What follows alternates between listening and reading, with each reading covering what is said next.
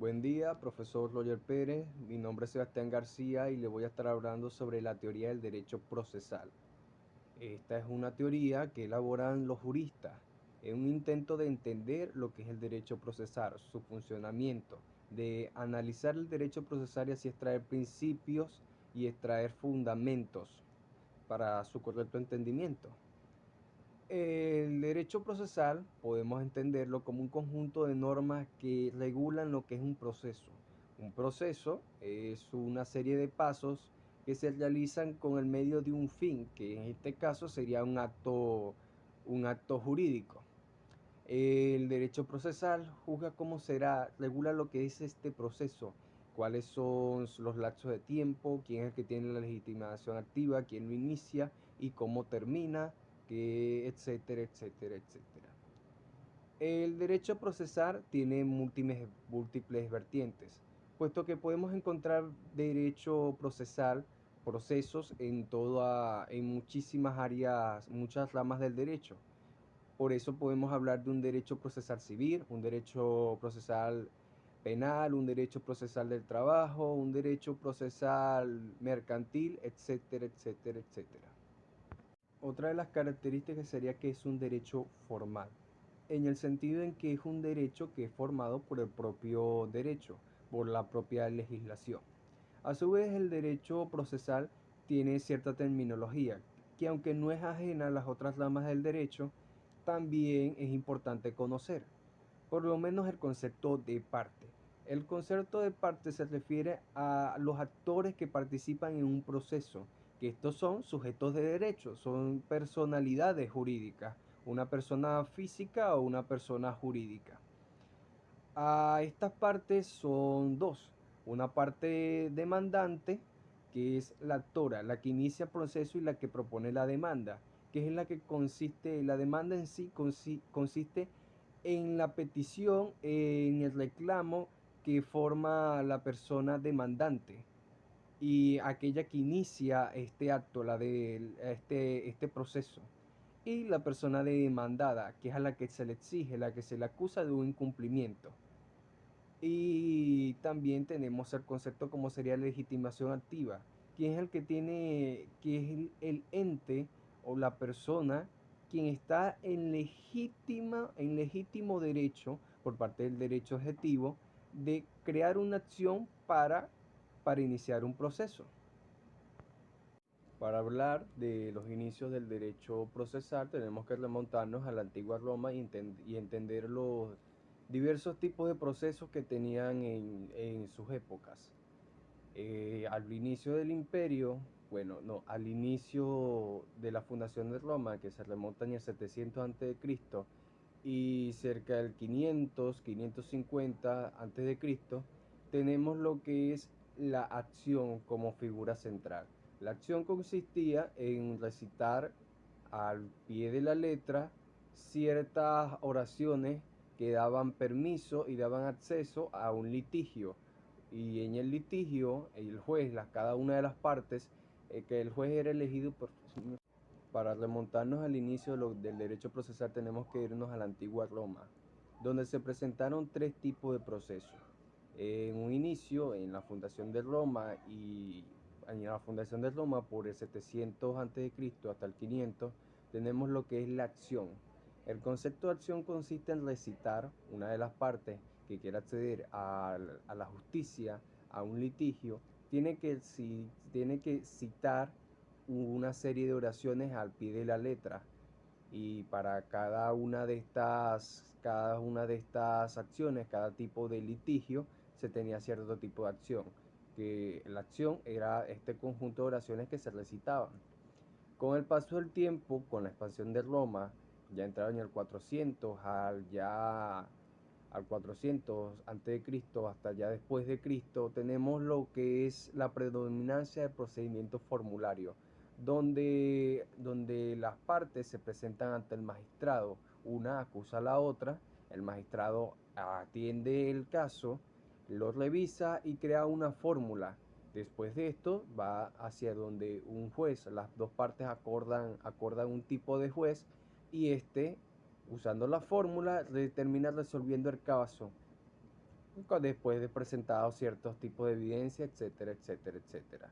Tanto en el proceso de acciones, que era el de primerizo, y este proceso formulario, no tenía un juez del ámbito público, sino que este era un juez que era elegido por las partes. Después tenemos lo que es el procedimiento mixto, que es un procedimiento más parecido al actual, donde ya el juez es público y ya el magistrado no se presenta como la figura donde se inicia la acción legal.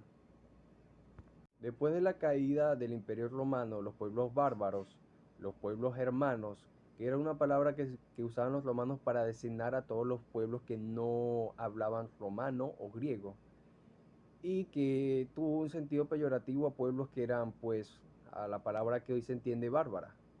Estos pueblos eran los godos, astrogodos, visigodos, los vándalos, los francos, los británicos, celtas, etcétera, etcétera.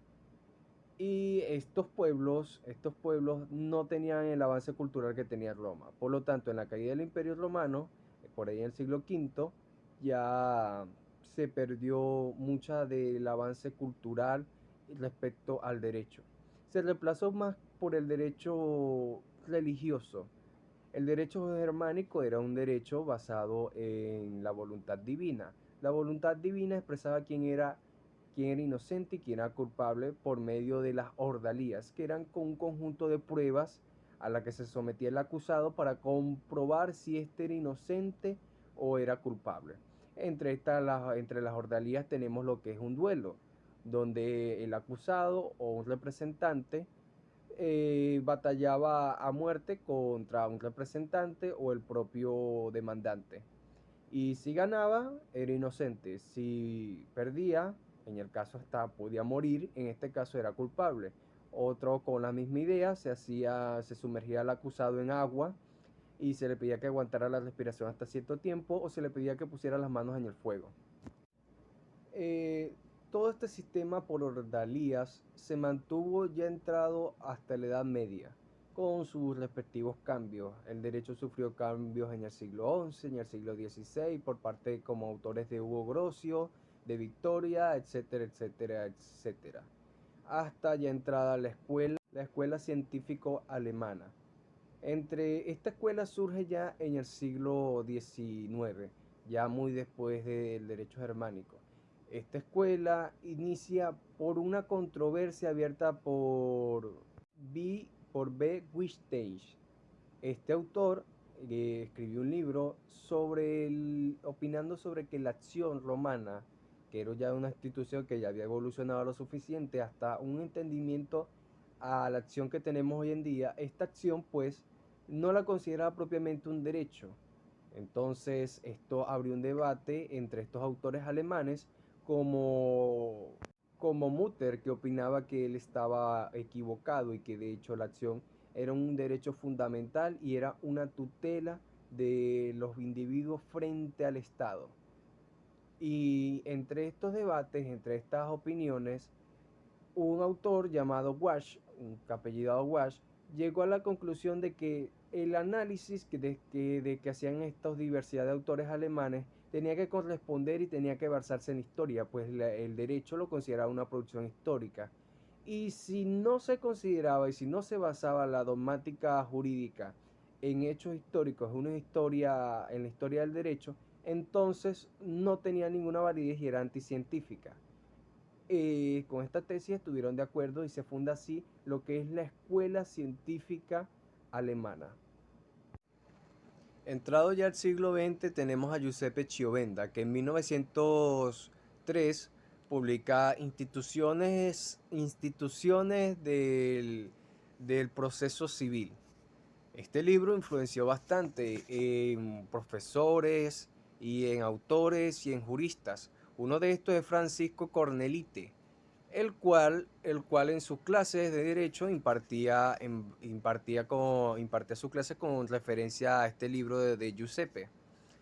Con el tiempo, con los años, ya en 1923, se crea una revista llamada La Chiovenda, en honor a este poderoso autor que influenció tanto, en la que en la que se estructura una nueva escuela en base a tres principios, que es la autonomía de la acción que inicia el proceso, la naturaleza de la sentencia y el proceso como una relación jurídica. Y bueno, eso ha sido toda mi exposición. Mucho gusto.